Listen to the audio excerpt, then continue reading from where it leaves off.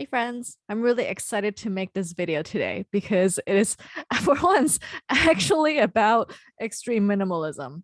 So I go hiking a lot in the Sierra Nevada mountains in California. And one thing about hiking is that oftentimes the lighter you pack, the faster you can go. So for me, I'm really into gear and like making sure that I'm able to truly light my load and bring only what is necessary. However, the counterbalance or the thing that we need to be considerate about is safety, right? Like we don't want to be so ultralight that if we were to be outside in the elements and like there's a sudden weather change, which is the most likely dangerous thing that happens in the Sierra Nevada, that we are not like completely unprepared in case of that scenario. So my pack, I try to like weigh this compromise between trying to be ultra light and be able to hike faster and have less damage on my joints and my knees by reducing the impact versus safety considerations and making sure that we are well prepared in case anything goes down. So what I have here in terms of the backpack is a Hyperlite mountain gear backpack. I forgot the exact model of this backpack, so I'll link it in the description below. But it is one of their flagship models, and I like this one as opposed to one of their other models because it has a more solid fabric for the outer container area, whereas their other models have like a meshy sort of construction, which isn't as durable when it comes to like a very brushy trail. And this is a good size for me. It is a size medium. So what I like about it is that it truly is like super duper light because well it really is just like one big bag. There is like almost like there's only one tiny compartment on the inside of it, which you can kind of see here, and then like big outer compartments. It does have a hip belt, which I think is necessary for a lot of hiking because a hip belt makes the biggest difference in terms of how much weight you can carry on your back without hurting your back. And because a hip belt allows you to like transfer a lot of the weight onto your hips, and where so that a lot of the weight can be carried by the legs instead of the back. So I think that is the one key feature I look for when it comes to a backpack. I've emptied it out for now so that I can kind of show you what items I'm going to put into there, and I have it in a pile just off the camera, so I'll be reaching for items shortly. And yeah, so I'm going to show you some of the items I'm going to put into this backpack. So we can think of it as like the basics, right? So one thing that is quite important on the trail is water. So oftentimes I will have a smart water bottle or something similar, like one of these like rather like larger sized smooth water bottles with a standard cap. And the reason why is because like I have also a Sawyer mini water filter, and this water filter it filters out like most things that you don't want in your water, like bacteria and giardia potentially. So and what it does is it fits really nicely onto a standard bottle cap, so I'm able to just like screw it on, which is of course harder to do on camera. There you go.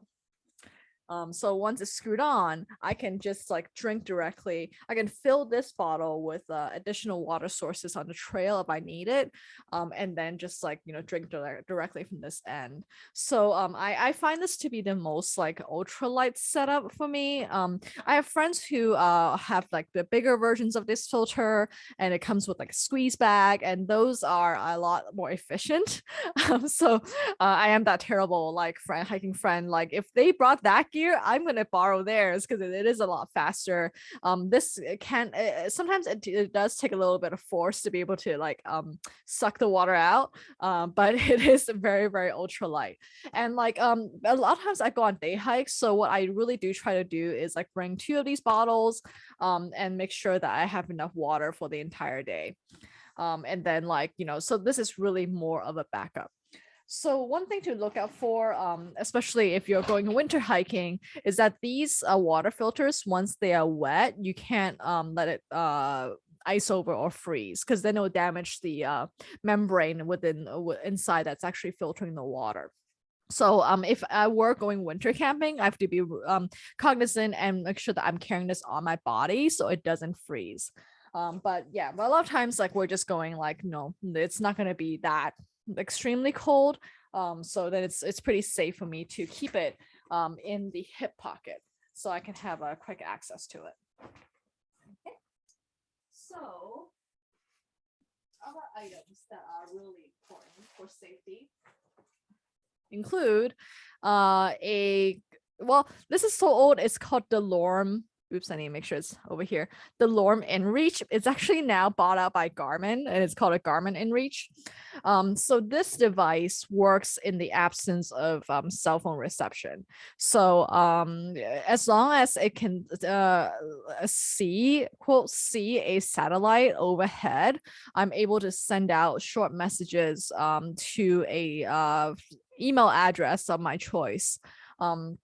And also there is an SOS button, so that will contact the local agencies in case anything goes wrong. So I would say like I really recommend that anyone who goes to anywhere without cell phone reception, please do carry one of these.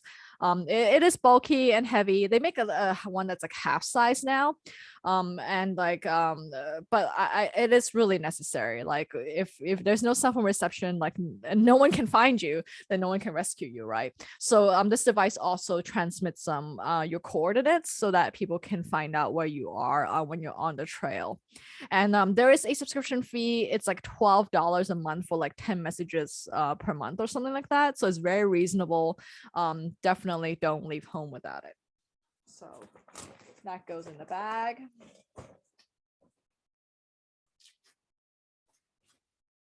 And so other elements that are really important for safety, right, is shelter, or if you're just going for a day hike, it's going to be clothing. So one thing that's important to carry, in my opinion, is actually a waterproof stuff sack, because the moment anything clothing gets wet, it's not going to be actually insulative, right? You're going to get hypothermia really easily, even if you have the best down jacket if it's wet. So I really recommend carrying in addition a stuff sack that's waterproof or like at least very, very water resistant, so that anything inside can stay dry. And the other benefit is that a stuff sack like this, it's also a compression sack. So there are straps in it and you can like really squeeze it down, and that will allow me to carry additional items. So for example, if I go for like a multi-day hike, I can also fit like a sleeping bag or something in this backpack, even though it is very small. So a stuff sack. So in terms of like necessary clothing, I really enjoy, besides like I usually wear some kind of t-shirt, but one thing that I bring along is this Uniqlo Heat Tech long sleeve shirt.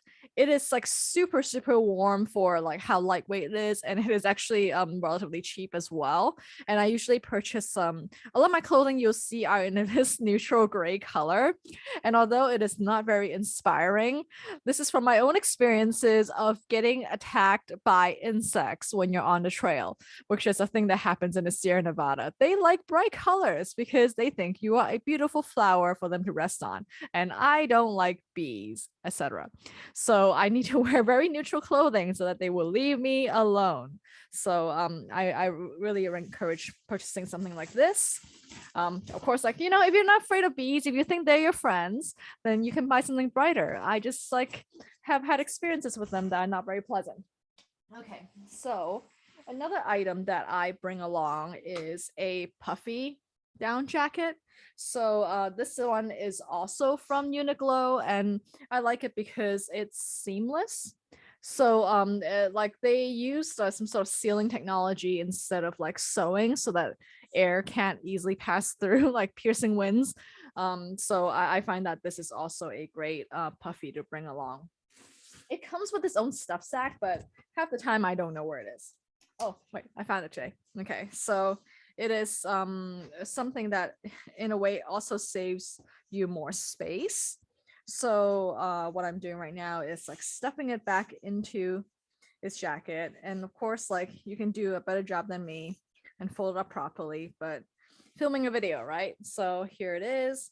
And this goes into the waterproof sack as well. Okay. And another item that I bring along is this sun shirt. So it is what brand is this? It's an ex officio sun shirt. However, it is no longer available for purchase. And I know this because I've been looking for a replacement or extra one of these in case it ever rips or I lose it or whatever. But unfortunately, it is no longer for sale. But there are very similar ones that you can get from REI and shops like that. The idea is that like we want to have a shirt that's like super lightweight and like very cooling fabric. Like this one I love especially because it even has a hood and like a zip for the face. So it has almost like a built-in face mask. And this allows me to be completely not exposed to the sun when I don't feel like it is good for my skin. So you can see here, it's almost like a built-in baklava essentially with like a ventilation breathing area. And it also has like ventilation for the armpits and also for the hands. It has like a little like a thumb loop so you can like make sure it doesn't ride up as you're walking along as well. So a really great sun shirt. It is very necessary nowadays with climate change. The trails can get super hot, and so not, and also like skin cancer is no joke, right? So I really recommend a very lightweight sun shirt for a lot of these trails too. And what if it rains? So I also have here a rain jacket. This is also from Uniqlo. I would say that it's all right. Like it's almost like I've bought a few from REI before as well. They're all about the same. I think what I really prefer myself is a rain jacket that is really long. So this one actually goes all the way down to my thighs because like I feel if you don't cover as much of your body as possible, it kind of defeats the purpose of a rain jacket because you're still going to get wet. So in the past, like on days where I'm like really sure it's gonna rain, I also bring a pair of rain pants with like a similar material. However, I think like it is getting this pack is starting to get a little heavy, so I usually don't bring a rain pants unless I'm really sure it's going to rain, and this jacket is sufficient. And what I also bring along is a hat. And so this is a hat from Amazon, but what I really love about it is that it has a back part, back flap, so that your entire like back and your sides as well are not exposed to the sun. And the ridiculous part is that it also has a face hood too. So when I'm wearing it, I am completely unexposed. And it also folds down really nicely. You can see here that it allows you to fold it down. So on a trail, I look so pre-COVID, I used to be called a weird ninja / bank robber on the trail because I would be completely covered, including my face. But now it's become socially acceptable to be completely covered. So go yay me, I'm no longer a weirdo. However, I think that's the secret to good skin as an Asian person is like we are really obsessed with never being in the sun ever. So highly recommend a hat like this. You can find very similar ones on Amazon. And what I also bring along is a towel. So this is a very like relatively lightweight travel towel. It doubles for me oftentimes as a blanket, or like sometimes I will jerry rig a kind of sunshade out of this as well. So this has been like it's like a very multi-purpose item that I like to bring on a trail. And also like in case it rains, if I don't have my rain pants, and this can act as like a sarong essentially to keep my pants dry as well. So this also comes along on the trail. And what I also bring along is a buff. So it is relatively cold right now. We're in May, and it's like the beginning of the Sierra seasons. So it can still sometimes like snow and get pretty cold. So having a buff is really handy to have. This one has like a bit of a fleece lining too. And so it can also fashion, besides being a scarf, you can turn it into a hat. So it's really quite multi-purpose and quite useful. That goes in. And so one thing that people don't realize is really important is gloves, because oftentimes, like, you know, people are good about covering their face, their body, but you can see that, like, in terms of aging, the part of your body that ages like really quickly is actually your hands. Then you can quickly find out how old someone really is by looking at their hands. So because it is really hard to make sure that you have sunscreen on all the time, and like if you wash your hands, the sunscreen is like lost. So having some sort of covering is really important. So these are what's called Glacier glove brands, and I really like them because they are super thin, not hot, and they're also reinforced in some of the areas that you know, where rubbing against the hiking poles might occur. So these are relatively durable. So this pair goes in.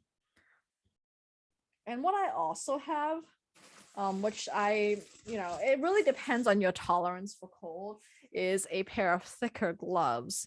And so like for me, my extremities do get cold pretty fast. So I bring along a thick pair of gloves for this season, early season. And they also have like a little like mitten thing, so I can like cover my fingers in case it's like super cold. But if I would like to like use my phone or something like that, take photos, my fingers are still available to do that. So I really like these. They are very warm. And also like I feel like I'm not really emphasizing the brands of some of these items, because I think most of them are like pretty interchangeable with other brands. So whatever that's available to you that serves a similar function will probably work. So yeah, I guess you can help by the end of all this, right? Like this is actually already quite a giant pack. So it is ultra light in the sense that like a lot of people will probably bring even more than this, or they would bring like heavier clothing, etc. But like for me, this is like a good compromise between safety and comfort when it comes to like the Sierra Nevada and trails like that, where weather can change at any time. Then there's like no reception and no resources around to help us out. So this goes in.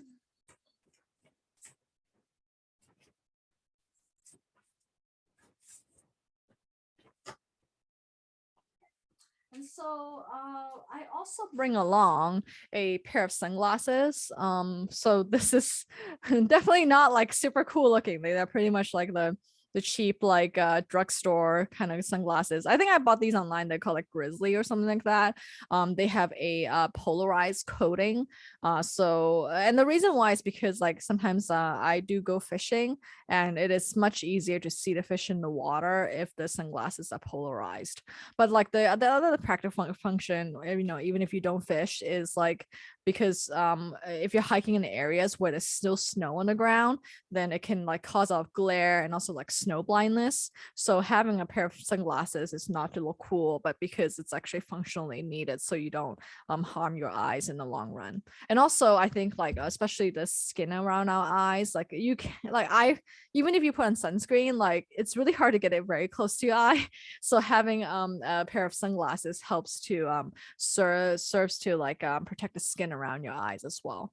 And they come in with their own little microfiber cloth case. So this I will usually put into my hip belt area for easy access to. So those go in. Another very important item for safety is headlamps. So I have this like headlamp from Petzl. It can essentially light up in like different levels of light intensity. even as a flashing. And for nighttime, in case you want to preserve your night vision, it has a little red like flippy thing so that you have like a red light as well. So this is really important, I think, on a trail, because oftentimes like when someone is lost, like we've definitely been lost before, like it's dark and you're not able to see the trail at all. So like it is actually a very important item for safety. And they make like even more lightweight ones in this. This one is actually considered a relatively heavy one. But I've had another lightweight one that did not survive a dunk in the water. So these are like not the most lightweight, but seem to have been the most durable after all these years. So this also goes into the hip belt area. Okay. And another survival item is a knife of some kind. So I have this Spyderco knife. It's actually pretty funky looking, but I think I like it because it's really lightweight. Like I guess not having that much metal helps it become more lightweight. I have another like hunting skinning knife that sometimes I use. It's got like a surgical blade that's replaceable, and that's also really ultralight and keeps very sharp because you can essentially replace the whole blade. So I think like just having some kind of sharp object is really important in case you need to fashion any survival items. Hopefully it doesn't come to this, but in case anything attacks you, like having a knife is really helpful. I usually keep the knife in the belt area too for easy access. And one more thing that I keep in the belt area is this bug net. So it seems very luxurious. Like, however, like in the Sierras, there are sometimes so many mosquitoes that it's horrifying. So having this along is like super important. One of my most precious items that I own in my backpack. I really like this brand. Like this is one thing where I recommend a specific brand. It's called Ben's Invisinet. I'll hold it over here. And it's got like an insect shield repellent on it as well. So I really like this one because I've tried like several different bug nets, but some of them are like so the mesh is like so thick for some reason that it's really hard to see through, and it's not very pleasant to wear a head net and wear my crazy like hat where I cover my face and sunglasses, and it becomes really hard to see. So having this net is really fine, or like at least somehow like the holes are easy to see through. So I really recommend this brand. So that goes along into the hip belt too. And I have one more item in the hip belt, which is these wireless headphones. Maybe one day my channel will be big enough to be sponsored by Raycons. But for now, this is I don't even remember which like brand it is, but it's called Go Novato Aero. It's not a very new model. I'm sure they have newer models now. But it's like the standard like wireless headphones. Sometimes when I'm on a trail, I do like, diddle around my phone a little bit and watch pre-downloaded content, or like listen to an audiobook or something like that. So having, especially when it's a really, really long hike, I appreciate nature, but sometimes it can get very repetitive. So having something to listen to is very soothing and distracting when you're logging the really long miles. So that goes in the hip belt too. Okay, so we're almost done. So now we have a bag of stuff. So there's quite a few items in here. But again, I don't think it's actually that much more than what an average person would carry. But I'll empty it out first of all, so I can go through all these items. One thing I carry along with me that's pretty useful is a compass. It's just like you never know, having been lost before, having a compass is really helpful to have. And also a means of making fire. So I carry a little Bic lighter. I've had situations before where like it did get wet and it did not light, so that's why I try to keep it in a Ziploc bag to make sure that it stays dry.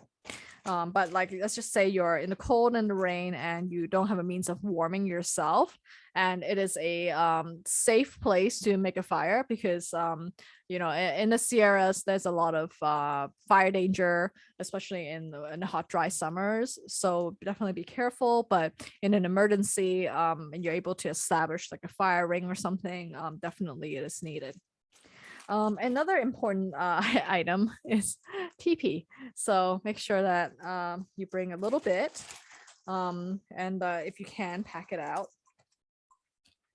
And what I also have here is some KT tape, which is like a tape for in case, you know, you have any sort of like twisted ankle or something like that to kind of stabilize the area, and a few band-aids. So that's important in case of cuts and scrapes.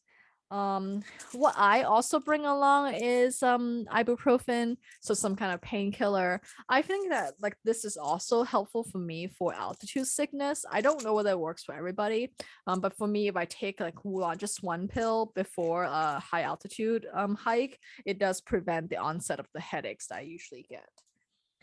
And for me, I'm carrying my fishing license. This is like very specific to something that we do. But like, you have any like licensing that you need to carry for your area, like regulations, some places require you to have a permit to hike to an area, definitely bring that. I also bring wet wipes, like that's my luxury item. I prefer to stay clean in the outdoors. And what do I also have here? I have a sanitary pad, like you just never know.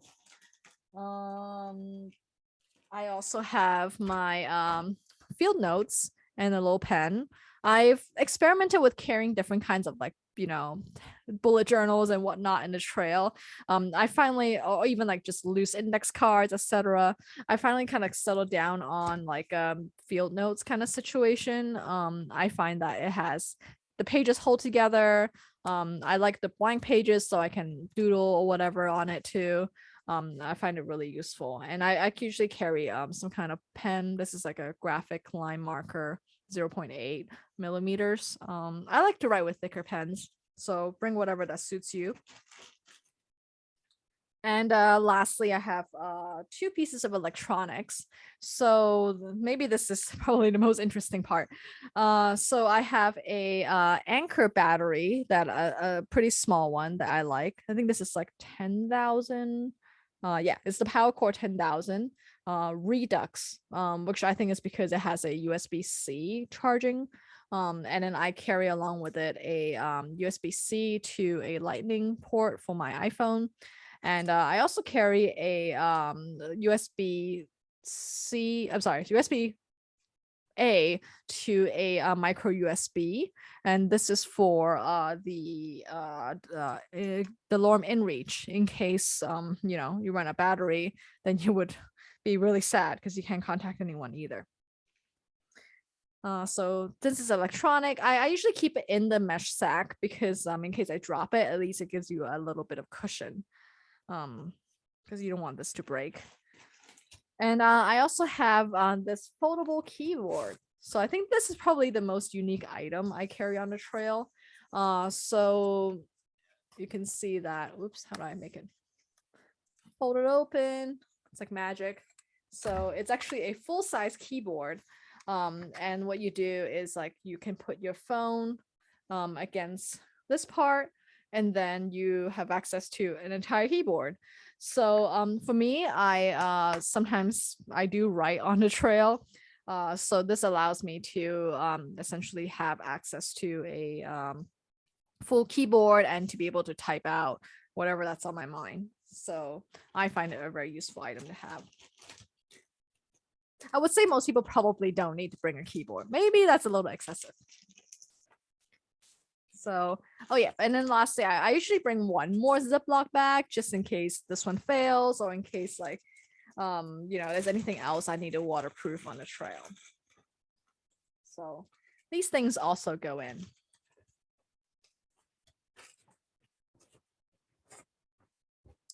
And I actually have like a one more item that I don't have on hand now that I'm realizing it, which is a sleeping pad. So usually I bring either a sleeping pad or a camping chair, like a super ultra light one, so that I'm able to have some place to sit when I'm like outside and not be bitten by bugs or get my clothes too dirty. And so that's how I'm able to type and use the keyboard too. But overall, this is what I bring on the trail. There's a few little mini accessories that sometimes I remove by the time I get to my car, which is like this little carabiner clip. I do keep it on because sometimes I clip my shoes or something like that on there. It's kind of useful. And also sometimes I bring a ultralight umbrella.